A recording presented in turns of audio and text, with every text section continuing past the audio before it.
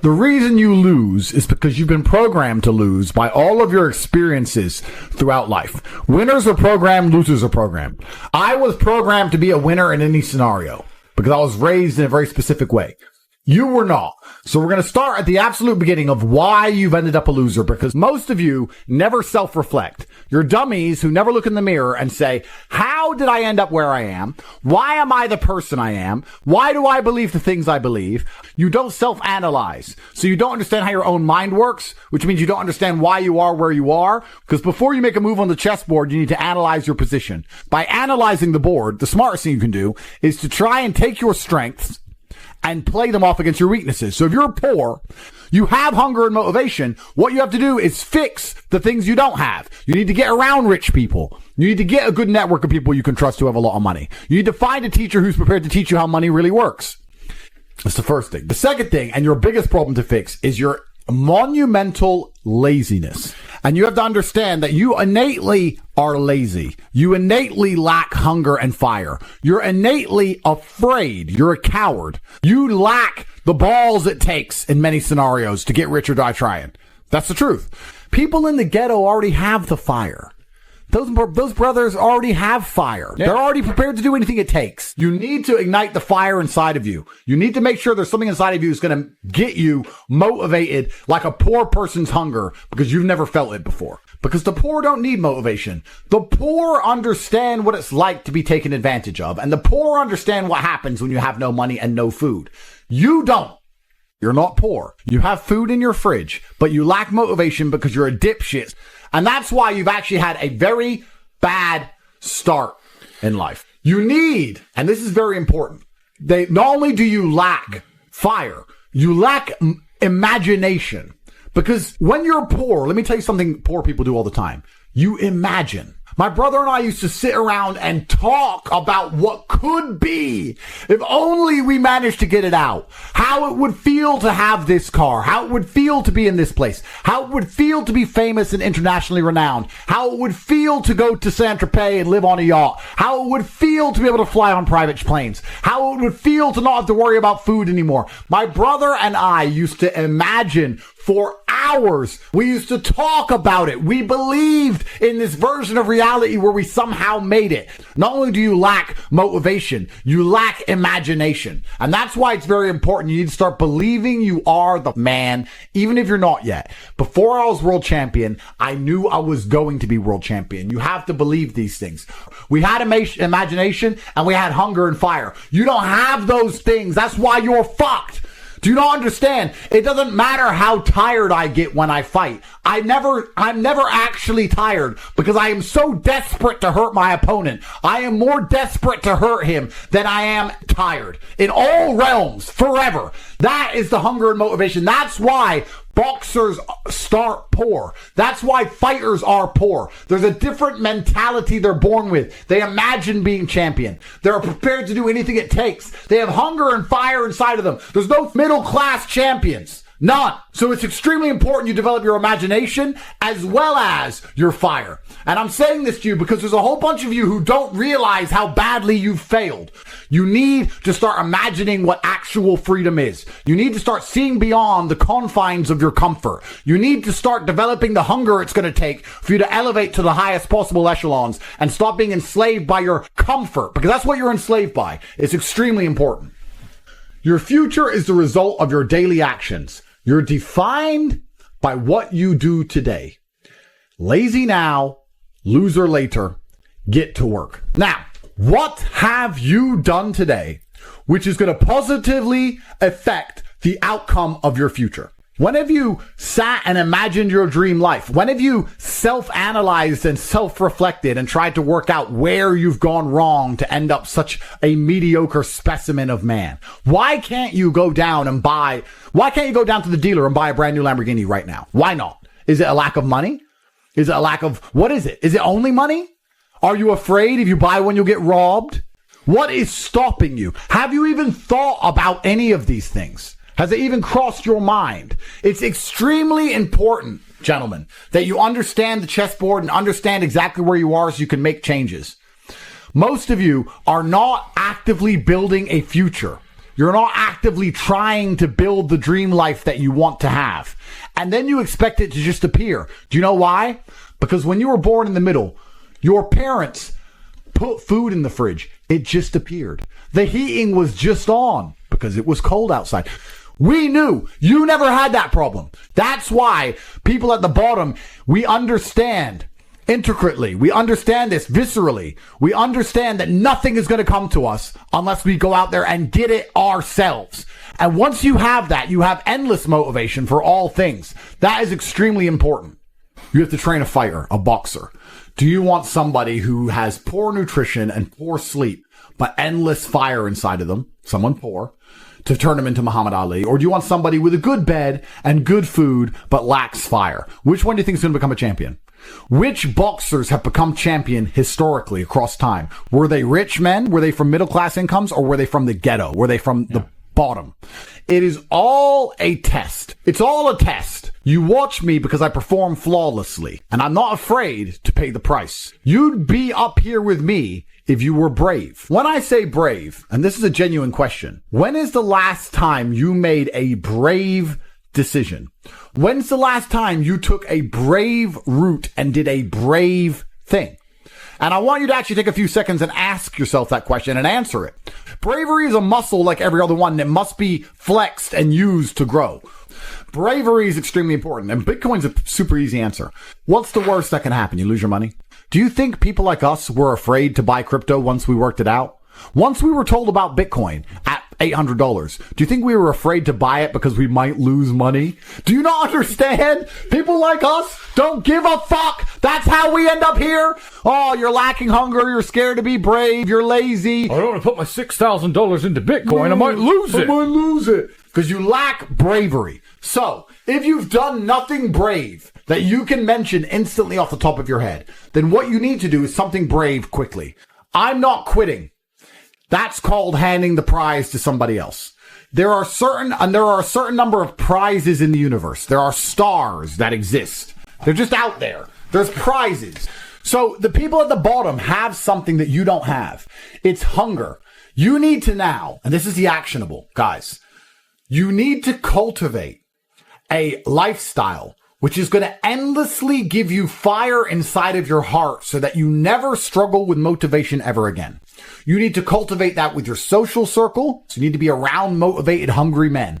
You need to cultivate it with the decisions you make. If smoking weed kills your fire, don't smoke weed. If drinking booze kills your fire, don't drink booze. Everything you need to do. If drinking booze gives you fire, then drink it. I don't care. But you need to sit down and look at your life and say, what's going to make me as motivated as possible? Is it developing an imagination to imagine my dream life? I'm sure it is. Is it having a social circle of people who are always trying to elevate? I'm sure it is. Is it having a girlfriend who supports me in all of my dreams? I'm sure it is. You need to then sit there, look at every facet of your life, analyze it one by one, and develop a lifestyle which is going to give you endless fire, because without it, you are going to lose. You are broken inside. You are lacking a fire inside of you, because once you get that fire, you become invincible. The fire inside of your heart makes you hard to kill, truthfully. It's the fire inside of your heart that makes you uncrushable. The kind of cockroach which survives a nuclear explosion. It is extremely important that you are never in a position where you lack motivation ever again. It is extremely important that you never fuck up an opportunity that is handed to you ever again. And these things are conscious choices you make by changing your lifestyle. There's nothing stopping you from winning besides yourself. I have now given you an actionable. The actionable is for you to design your life around getting endless motivation and fire in all ways. Everything you do needs to be deliberately geared and designed towards giving you motivation and making you feel hunger inside of yourself. Then you must take all of that fire, turn it into positive energy, and exude it out into the universe. If you want it to rain and you don't know what to do a rain dance. Perhaps the rain dance will not make the clouds seed. However, God will be happy that you're taking action as opposed to just sitting still, quietly waiting for rain to appear while being submissive and subservient. No, you have to go out there and do things. God wants to see you take care of what he has given you. Nobody continues to give gifts to the ungrateful. This is absolutely true about life. It's extremely important that you show God that you deserve it. Your discipline will shape your destiny, but it is extremely easy to be disciplined if all you've ever known is struggle. Guys, You as a man should be offended by the fact that my brother and I started miles below you and have surpassed you in every single human metric. That should bother you. But you should also sit there and go, why are they beating me? They started below me. They started the race way back there. And I was so lazy and so stupid, and I took life for granted, and I expected everything to be given to me, that these guys have managed to lap me and surpass me based purely on hunger and grit alone. They had no advantages. All they had was this innate desire to do anything it took. Now is the time. Every single day you need to wake up, take action, and get things done. And we are waiting for you up here at the top.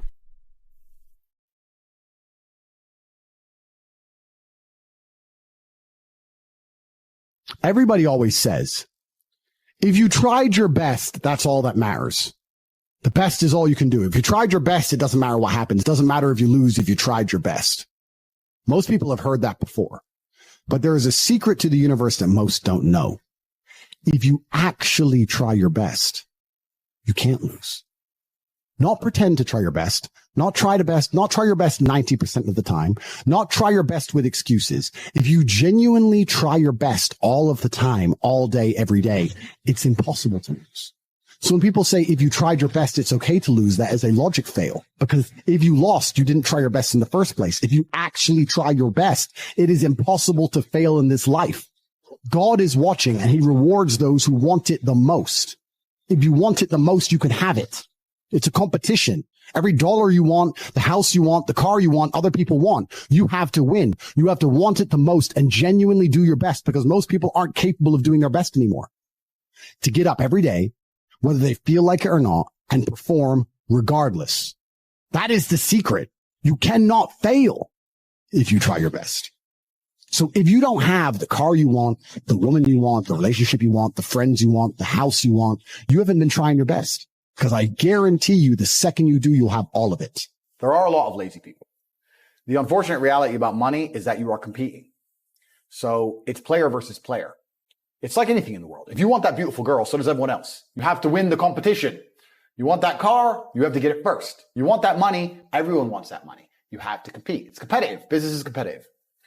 You are competing against people like me. You're competing against people like the people in my network.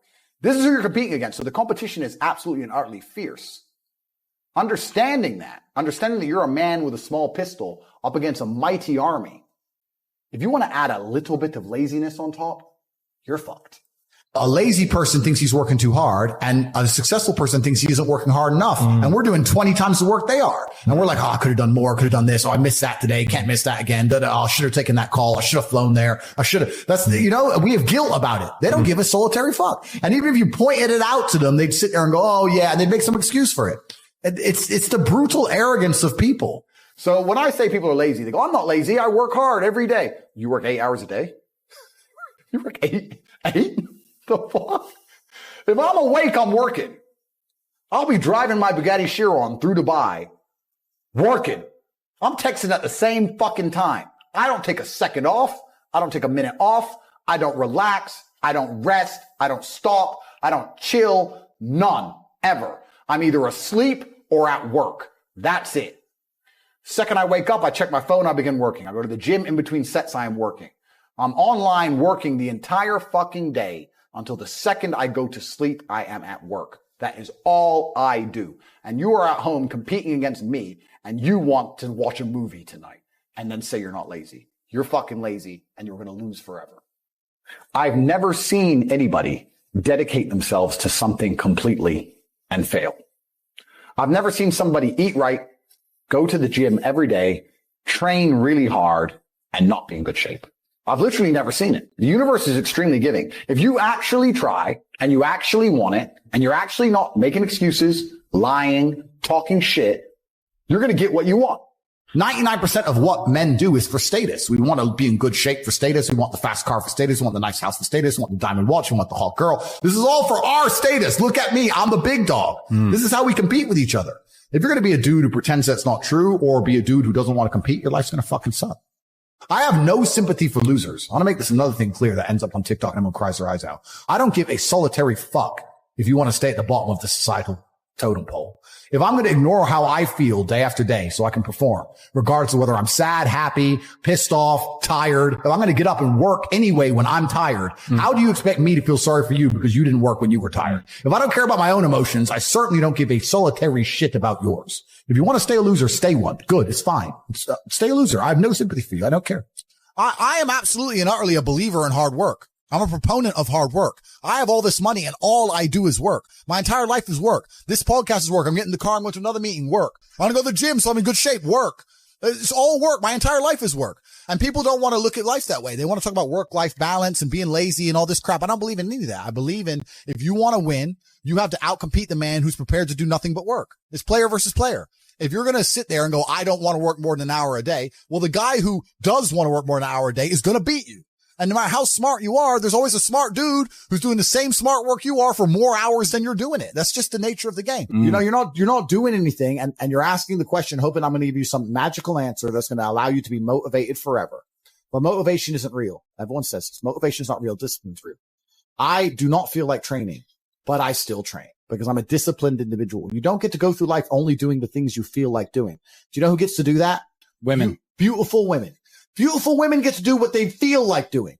As a man, you have to do the things you're supposed to do because what we said earlier is absolutely true. It's player versus player, my friend. Now, if I wake up, I've already got this massive head start over you in life and nearly every genetic gift, plus all my finances, plus my network. And I wake up and I decide, even though I don't feel like working, I'm going to work my ass off. And you wake up way down there, a peon, and you can't be bothered to work. What chance do you have against men like us? You don't stand a chance. You can't get the girl. We'll take the girl off you. We'll bankrupt your ass. We'll kick you out your house. You name it. You don't stand a chance. Now, if you're going to wake up and look in the mirror and understand that you're absolutely not utterly crushable, that you're a rabbit and that lions exist, and that's not going to motivate you to do something about it, then you're a lost cause. If you want to stay killable, then stay killable. But I can't live that way. I would refuse to live that way. It's a disgrace to my bloodline. It's a disgrace to my parents who struggled to raise me for me to be anything other than the best version of myself. That's honor. I have honor to my last name and to my ancestry. It would be disgusting for them all to have fought saber-toothed tigers so I can wake my lazy ass up, jerk off all day, and ask on YouTube how I can stop being a fucking loser. You understand where I'm coming from? Oh, 100%. So this is down to you, my friend. And listen, you may feel fired up for 10 minutes after this little talk, but you're not going to feel fired up forever. You need to put systems in place. You need to get discipline. And like Justin says, you need to get an atmosphere of people around you who are going to keep you accountable and not make it easy for you to continue to be a fucking nobody. And then you're going to fix your life. Otherwise, you're going to stay a nobody.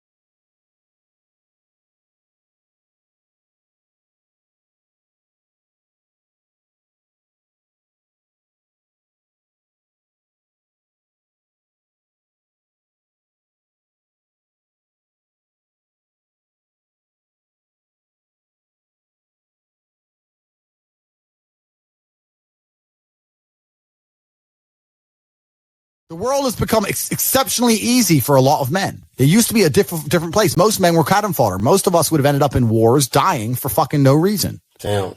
Now we don't have to do that. So because we don't have to do that, men think it's okay to just become comfortable now. You're not supposed to be comfortable. You were never evolved to be comfortable. You're supposed to be uncomfortable. Right. And if you make yourself uncomfortable constructively, it's very easy to be anything you want. You talk about GTA, Grand Theft Auto. I know the game. I used to play the old one on the PlayStation 1 when I was a child. Which one? I haven't played any. Which one? You talk about San Andreas? Very first one. Vice City, GTA 3? Yeah. Oh, the very, very, very, very first one, like 1994. Okay. Old school. Okay. But I've never played any of those games, but I find it amazing that people will sit there and spend all their time upgrading that character, making as much money as they can, getting the best guns, getting strong, getting some hoes, meeting important people, getting the best car. They'll do all that in a game, but they won't do it in real life. I find that incredible. Like my life is GTA. I don't need to play a game for GTA. If I want a gun, I'll fucking buy it. If I want a car, I'll fucking buy it. I want a bitch, I'll get her. It's me. I am GTA. I don't see why people play the games. They play the games because they're scared of loss. Because if you die in the game, you get another chance. If you lose in the game, you get another chance. In life, you get one shot. Damn, But if you get some balls, that's what life is as a game. That's what life is as a man. This is one big video game. You get to upgrade your character. You're not born with any value. All these women that you just put me on with are born with value. They're pretty already. They're gorgeous already. They're good looking enough. Even if they're a 5, someone's going to give a shit they exist because someone wants to fuck them. As a man, if you don't make yourself valuable, you have no value. You have to get up and do it. Just like a video game. You start with fucking 0. You have to decide if you want to complete it. You have to upgrade your character.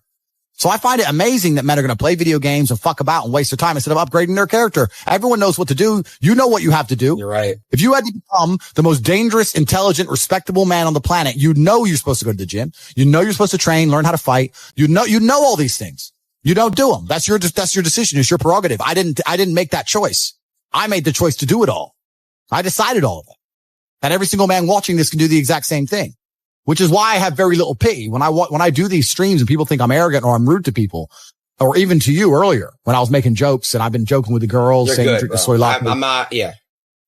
Of course, and I know we're only joking, right? But the point is that's a conscious decision you made. I would never make fun of someone who hasn't got a choice. I wouldn't make fun of someone born with one I arm. have a choice though. But if you've made a fucking decision to be less than you should be, then I believe you should be mocked for that decision. I agree. I feel like, because like you're not living up to your full potential. Like it's your choice to basically not live up to your full potential. Completely. And me as a man, when I put myself through hell, when I have had such exacting, such stringent standards for myself, why would I then have less exacting, stringent standards on the people I meet? Damn. Why would I put myself through hell to be me and then meet someone who didn't put themselves through hell and then treat them like my equal? No, fuck you. I suffered when you didn't. So you're not my equal because you decided not to suffer. You have enjoyed comfort when I haven't, and that's fine. But don't expect me to look at you as my equal because you're not. I'll snap your fucking neck. Andrew, that's the world. Andrew, I have like a lot of friends around me. They're like good friends. Don't get me wrong. Like they're real friends, but like they're incredibly like lazy and they have so much potential. Like they could be big. They could be getting rich, all this shit, bro. But like they choose not to. So, but it's really hard because I love them. They're my friends and I came up with these guys and they're so entertaining. I love them. They're my brothers, but like. I understand, but there's something that's very always kind of confused me. When I tell people that you are the sum of the 5 people you spend the most time with, everyone agrees. They go, yeah, that's probably true. The 5 people you spend the most time with, that's what you're going to end up like. They say, yeah, that's true. And then they continue to hang around with people who they don't want to be. Why? There has to be a point. There has to be a point where you sit and go, okay, you're my friends, et cetera, et cetera. I love you guys. Yeah, we can talk, whatever, but I'm on a different life path. You have to leave some people behind. You wouldn't want to be, if you were to come hang out with me and you were in a room with me and my 5 friends, you'd feel self-conscious. You're right. You don't feel self with your friends. Cause you only surround yourself around people that are on like your level of like. I'm with killers. We're fucking monsters. If you were to come hang around with me and my crew, you would be self-conscious, and that self-consciousness would motivate you, or they would certainly instill the discipline required for you to change. You don't feel self-conscious amongst your peers. That's why you don't change. If you were to get in a room and you're the only person who ain't a fucking monster, you'd want to become a monster. That's life. That's humanity. So I say this to people all the time. If you know you're the sum of the 5 people you hang around with, why you hang around with people you don't want to be? Nah, it's true, bro. I'm gonna tell you why, right? I was, Do you know who I Show Speed is? No. He's this other creator that's like obviously like in my space. I was staying with him in September, and like I would literally like be on my shit like every day, like grinding, like at what I'm grinding, right? And like when he left, I had like no one around me to basically like kind of like on my like so it shows. I get it. Yeah. And that's why I live in a competitive environment. I live with my brother, my cousin. I live with men. We have a big house. We could all afford fucking 10 houses each. We live together on purpose. If my brother does 500 push-ups, I ain't going to be the bitch of the house. I ain't going to not do them. Right. So that's another reason the war room exists. My organization, the reason it's so competitive is the reason we kick people out. You have to fight to keep. Even if they pay, you're like, I don't give a fuck. Get out. Like, I don't give a fuck. Get out. I'm out. It doesn't matter. Everyone pays to join. You get kicked out anyway. You have to fight to keep your place. That's the whole. Damn. That's because that's how life was. If we were still in the animal kingdom, the lions that you see on TV, they weren't just born big lions. They had to fight other lions. They had to fight to get that antelope. They had to fight other animals, hyenas, jackals. They had to fight to be the boss. We live in a comfortable world now where people think, oh, it doesn't matter. It doesn't matter. But you know what? To some degree, it does matter. It does matter. And I'm going to tell you who it matters to. It matters to your soul and it matters to God. I stand in the mirror with a pure heart. I know I am the best version of me that could possibly ever exist. I know that God is proud of me. There's nothing that God hates more than sloth and laziness. If God were to create a man and that man were to sit around and do fuck all, God will frown upon you. It's why you're never lucky.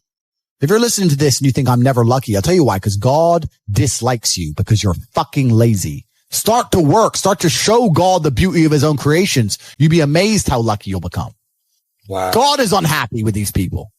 And inside their hearts, they're unhappy. We talk about depression, anxiety, all those things you mentioned earlier on this podcast. That comes from self-loathing. You loathe your own weakness. You loathe your own laziness. This is what all of these things are. I don't feel depression. How can I feel depression when I'm the most powerful version of me that I could ever fucking be? How can I feel depression when I could squeeze my own hand hard enough to break my own bones? How can I feel depression when I've smashed and destroyed 68 people's faces in front of me, men who thought they could test me in fair combat? How can I feel depressed? It's impossible. Do you understand? Bro, you got like the best fucking mentality, like brain, like ethic I've ever seen in my fucking life. What the fuck?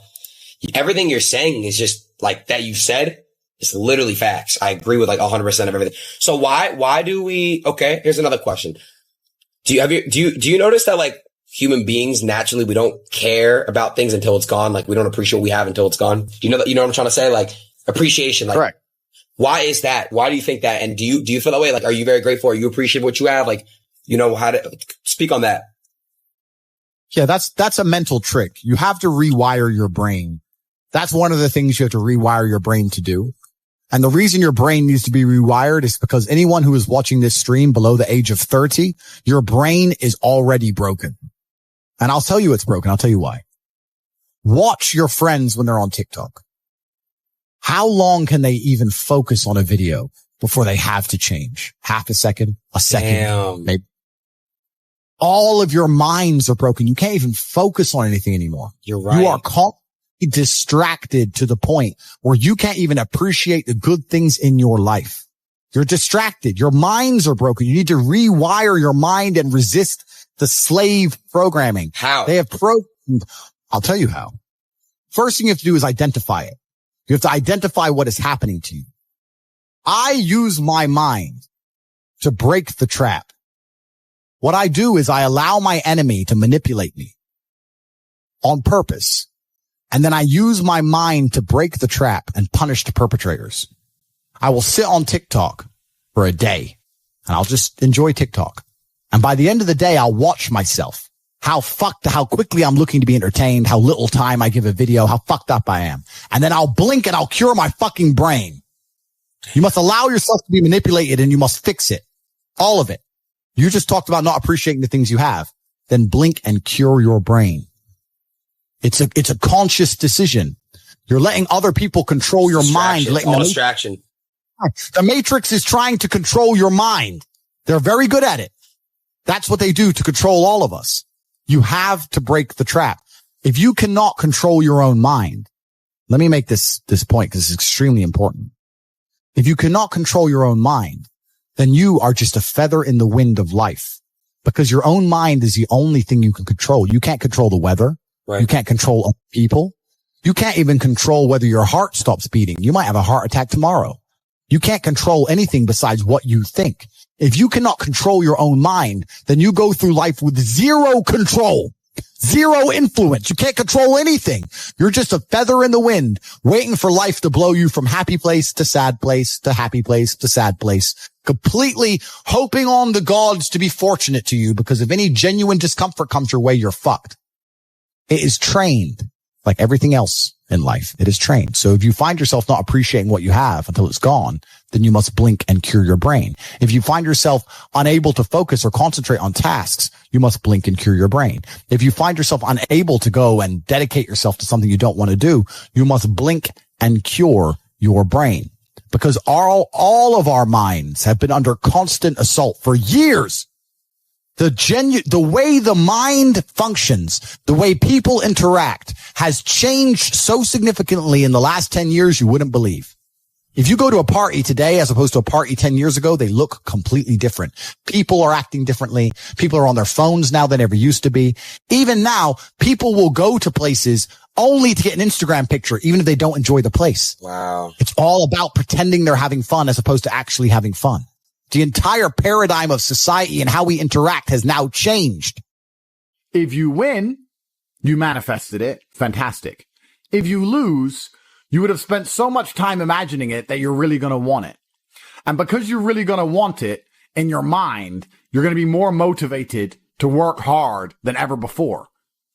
Most of you do not use your mind for what it's for. You've forgotten how to imagine things. But you cannot close your eyes and vividly imagine. You can't give yourself goosebumps. You can't evoke an emotion in yourself anymore. This is an age-old skill that humans had very recently up till social media. You should be able to close your mind and imagine the life you want to live so viscerally, so to the point where you can taste it, so that this reality, the one outside of your mind, feels like nothing but a prelude, a ramp, which allows you to get where you want to go. The mind is that powerful. If you ask any champion of anything, they always envision themselves as champion all of the time. And the reason they do that is, one, so they feel confident, but two, so that if they don't become champion, they're more angry and more motivated for the next attempt to ensure that they do become champion. So that's the mentality and the mindset you have to have. Your mind is your number one ally in all things. A lot of you have been sabotaged internally by your own mind. Your own psyche is working against you. When you have negative thoughts that prevent you from being the best version of yourself, you should understand that your mind is attempting to betray you, and you should feel disgust because you have enough enemies. There are enough people in that opposing trench trying to destroy you. If you're watching this and listening to this right now, I promise you, if I were to give a button to most humans on this planet, if I were to go up to an average man, 25-year-old man of average income anywhere in the world, and say, if you press this button, this guy's going to die. And I'll show a picture of you holding your dog, cuddling, being a nice little boy, whatever you're doing. I'll make you look sweet and innocent. I'll say, if you press this button, this guy dies, but you get $100 million. You do understand that 99.9% of people will press that button, right? And they'll take that 100 million without remorse. They won't really think about you very much. And if they do, they'll distract themselves with a Lamborghini and with bitches. That's it. They won't care about you. There's enough people in the opposing trench who are prepared to destroy you for self-interest that the idea of you not having every single part of you on your own side is truthfully sad. You need to be in a better position than that. You cannot allow your own mind to betray you ever. It has to be 100% on side all of the time. Once your mind is on side, once every part of your psyche is on your team, that's when you can go and look for other teammates. You can expand your network of other people whose psyche is all 100% on their side, and you have a unified outlook on the world. Then you can go and get things done. But the idea of self-betrayal is something most of you are struggling with and you didn't even realize. So as a thought experiment, we're going to sit here and I want you to actually think about it. How many times have you doubted yourself? How many times have you didn't feel like doing something you knew you were supposed to do? How many times has your mind tricked you into procrastination or being lazy? How many times has your mind convinced you that it was okay to fail and lose even though you didn't try your best? How many times have you sought comfort in excuses? How many times have you betrayed yourself? Don't worry about your enemies attempting to crush you. That's another conversation. If you actually analyze most of your failures, you're going to see the majority of them come from self-sabotage. And once you're in a position like me where you never betray yourself, where your mind never lets you down, ever, my mind knew exactly what I had to do. I did not miss a single day's training. I did not lose my mind. I did not go mental. I did not have a breakdown. I acted exactly as I was supposed to act. I was fully professional in all things. I got as much work done as I could possibly do. I was extremely productive. I used the experience for what it was. My mind never betrayed me. If you listen and look back on most of your failures, you're going to see that it was your own mind that betrayed you. It wasn't your enemies that tricked you. It wasn't your enemies that outmaneuvered you or outsmarted you. Most of you are not yet at high enough echelon to even have enemies of caliber. You were simply self-betraying. And until you identify that pattern and get yourself in the habit of ensuring that is impossible, then you're always going to lose against people who fully believe in themselves. You know, one of the things that stupid people have that makes stupid people quite successful sometimes is irrational self-belief. And the smarter you are, sometimes the harder it is to irrationally believe in yourself. But if you're dumb enough, you can be arrogant enough to have this irrational self-belief, and you will see some people be very successful, and you say, how is this idiot successful? Because they're so stupid that they don't consider the idea of failure. Their mind isn't advanced enough. They are not cognitive enough to consider betraying their own being. They only see outside. They don't self-reflect. If you're intelligent enough to self-reflect, you need to do it so that you can come up with feedback so that you can constantly improve, but be very aware of the trouble that can come from a mind that's not 100% on your side. My mind is 100% on my side in all ways. If I have to do something difficult, even if my body can't do it, my mind believes I can do it all the time. And you'd be amazed how much of life, even in the physical realm, is mental. If you believe you can run a marathon, you can run a marathon. If you don't believe you can run a marathon, you can't run a marathon, because a marathon is hard. And by believing in it, by truly believing you can do it, then you will your body to a different level than if you don't believe you can do it. It's the same with absolutely all things, including making money, including the gym, including dealing with mental struggle. Anxiety is self-betrayal. Panic is self-betrayal. Procrastination is self-betrayal. Laziness is self-betrayal. Lacking motivation is self-betrayal. All of these things are self-betrayal. Most of you, your largest enemy on the planet today is yourself. You are the one who is destroying your own prospects because you don't have your own mind under control. And one of the things that's crazy about the world is your mind is one of the few things you can control. You can't control very much else. You can only control your mind. It's the only thing you have control over. So if you don't control it absolutely, you're going through life with no control over anything.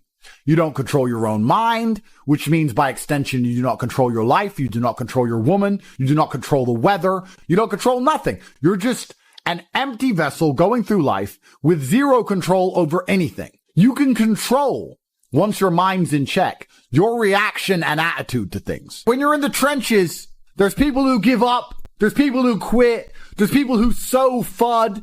There's people who feel sorry for themselves. There's people who want an easy way out. And there's other people who say, listen, this is a test. And the only way we're going to get this done is to be irrationally positive all of the time. He's like, well, what can I do about the price of Bitcoin? Perhaps nothing. But the universe may reward you karmically if you at least try to do something positive. Go for a walk, go for a run, burn some calories. Why don't you go down to the nearest grocery store and buy the old lady's groceries? How about that? You're unhappy that Bitcoin's gone down. Fine. What I recommend you do, although you may not understand this because you don't see them as linked, But karmically, all things are linked inside of this universe. Go down to the local grocery store and buy some groceries for an old lady. That's what you should do to fix the Bitcoin price. Now, will that genuinely affect the Bitcoin price? I don't know. It's amazing how this world works. Perhaps in some strange version of events, that slight delay in her thanking you and her getting in the car ends up leading to an increase in the Bitcoin price. But even if it doesn't, perhaps you'll learn something about not being so attached to money. Perhaps you'll feel grateful and understand you have a lot more spare money than you thought in the first place. Perhaps your attitude to the world will change, which will allow you to be more open-minded so that you can approach opportunities in a different way so that you make more money later on. Karmically, it's impossible for us to tangibly link how that positive action will lead into something else positive in your life later on. We just have to have faith that it will, because it will. So when I said this to this guy, he's like, LOL. That's his reply. He replied LOL when I said he should go buy groceries for somebody. And he doesn't understand the world. And I thought, well, why don't I go speak to thousands of people and talk positive then? Not to save him, but just to put my money where my mouth is, just to prove that you can just do something good. And if you just do something good, it is better than doing nothing. Rain dances work. If you need it to rain, you shouldn't sit and pray. You shouldn't sit and hope. You shouldn't sit and complain that it's not raining.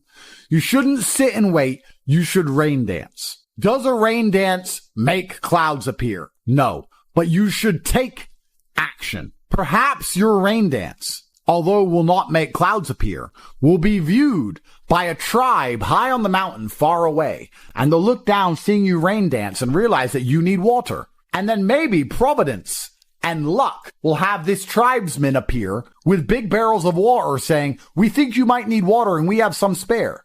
If you didn't rain dance, they wouldn't know. They just see you sitting around being a mopey dipshit, crying his eyes out. That's why it's so important to take action in all things. Action solves all. Raw action is the answer.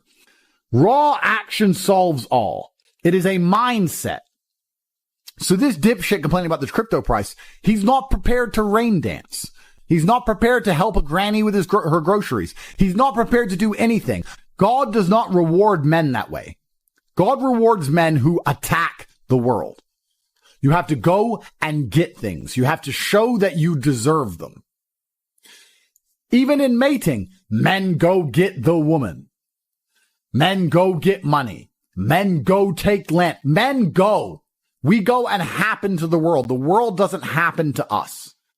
What did we say earlier about if you try your absolute best, you can always find the W even in the L? I tried my absolute best. So I win. Raw action solves all. If you had that kind of attitude, you wouldn't be looking at a crypto price and sitting there praying and hoping like a dork. You'd be doing something about it. Oh, I need your help. Do you? I don't even see you trying. And that's how God views things. That's how, in fact, most wealthy people view things. I haven't seen you do anything that warrants me giving you a second of my help. People feel like rich people are horrible because we don't help the normies. Even if you try and help normies, most of them are beyond help because they are self-sabotaging and lazy. You have to at least show to the people who are important in the world that you're not those things in the beginning if you ever want to be taken seriously, at least. That's one of the first things you can do. But I want to see that you give a shit. I only want to give money to people who know how to rain dance. I only want to give money to people who sit and believe that the rain dance is the answer. I like rain dancers. I like people who sit and say, I don't know what to do, so I'm going to do something. I don't know what to do, so I'm going to just do something positive. I don't know how to make Bitcoin go up. I'm going to buy an old lady groceries. I don't know what to do, but inaction in and of itself is an action. And men of honor do not allow the universe to decide for them. They decide their fate. And you decide your fate with hard work and vigor in all things. In fact, I would argue that a lot of you probably heard about Bitcoin in 2007 or 2009 or 2011, whenever. But you were so uninterested in doing your due diligence, so uninterested in being proactive that you just ignored it. You probably don't even remember being told about it because you didn't give a shit. Yeah. And then you have the gall and audacity to sit here and say, if someone told me about Bitcoin back then, I'd be rich. No, you wouldn't. If you're the kind of person who would have got rich from Bitcoin back then, you're the kind of person who can get rich right now by taking action, by paying attention. If you're refusing to do the right things now, you would have never done the right things. And retrospectively identifying your failures and identifying how many right things you've missed out on is actually a form of hard cope. Oh no, I just don't have the chances. You've had chances and wasted them. And you have another chance right now to do your rain dance. You have a chance. You're sitting here right now during a chance. You have a chance from God because you're breathing. You have a chance right now to get things done. Now, you can retrospectively look back on this period of time and go, oh, yeah, I was young and energetic, but I wasted it. But if someone had just told me to try hard at this, I would have been. I'm telling you right now, I'm telling you about Bitcoin in 2009, but you're not going to do anything.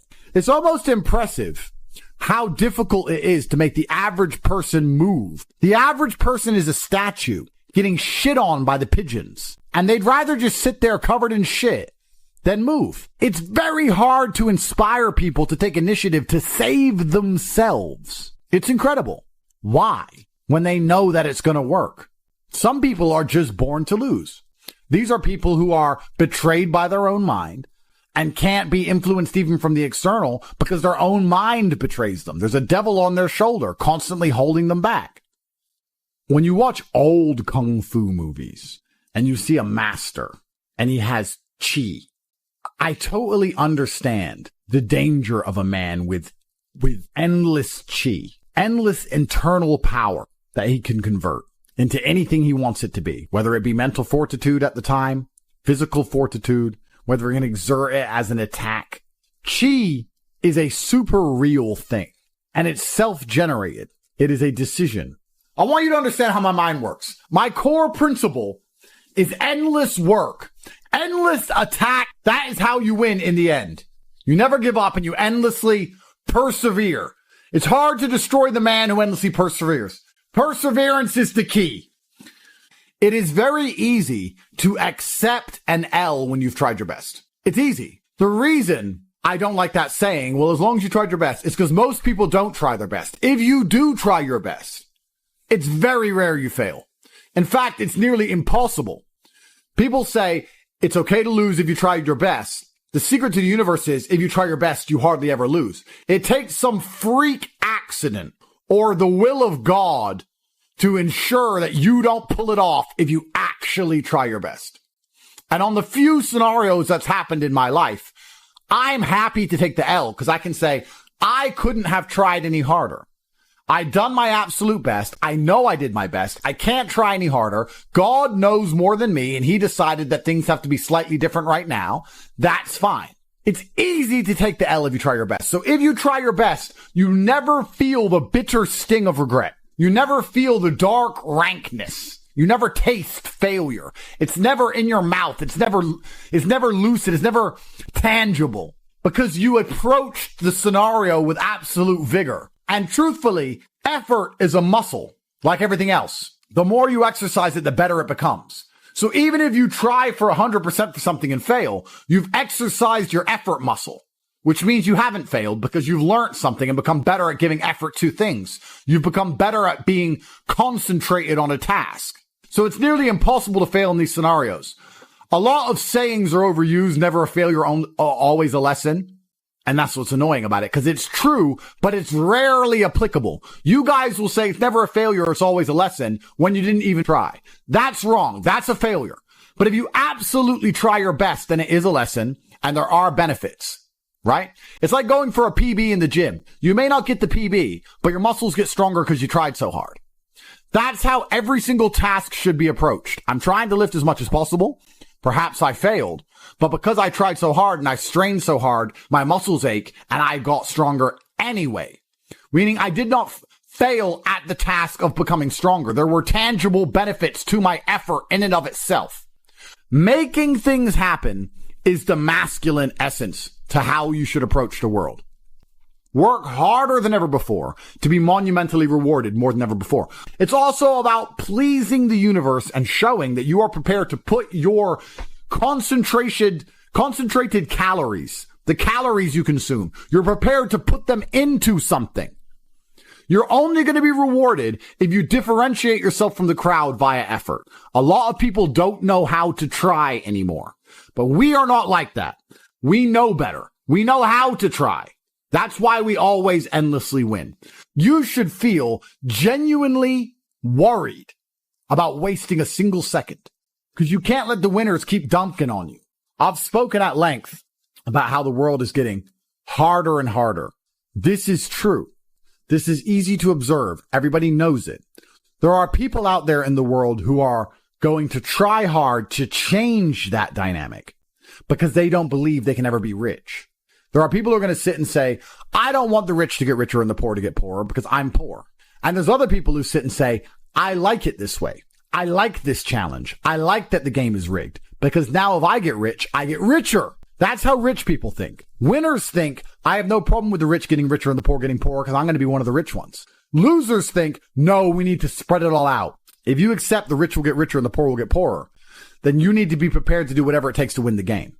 Just like a video game. The harder the level, the greater the difficulty, the larger the high score at the end. I mean, you should try every day anyway, but let's assume you're the kind of person who can't try every day because you don't have that grit and consistency. If you're not going to pull your finger out now and finally try in these few days, when are you going to try? When are better chances going to come? Because they're actually right in front of you. This is a huge important period in your life when it comes to your success and your finances. If you're not going to try now, when are you going to try?